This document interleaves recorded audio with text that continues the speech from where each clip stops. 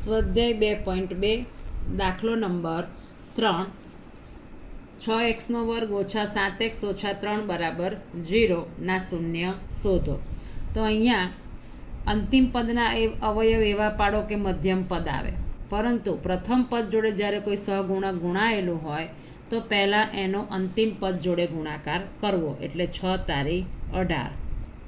હવે 18ના અવયવ એવા પાડો કે -7 આવે તો 6 તારી 18 થાય, 9 દુ 18 થાય.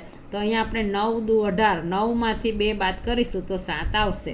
એટલે આપણી પાસે 9 અને 2 આ 2 અવયવ છે. હવે અહીંયા -7 લાવવાના છે તો આપણે મોટી સંખ્યા આગળ માઇનસ લખીએ, નાની સંખ્યા આગળ પ્લસ, તો 9માંથી 2 જાય તો 7.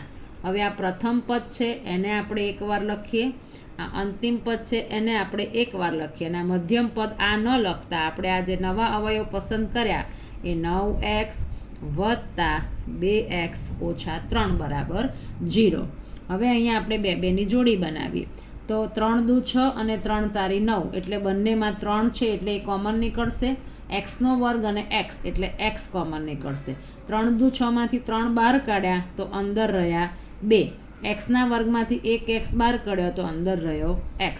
આ x બહાર નીકળી ગયો. હવે 3 તારી 9, 3 બહાર નીકળ્યા તો અંદર રહ્યા 3. આમાંથી કશું સામાન્ય નીકળે એવું નથી, તો આમાંથી સામાન્ય કાઢીએ 1. તો અહીંયા 2x ઓછા 3 = 0. બંને કૌંસ સરખા છે તો એ બંને કૌંસને આપણે એકવાર લખીએ. આ કૌંસની બહારના 3x વત્તા 1 = 0.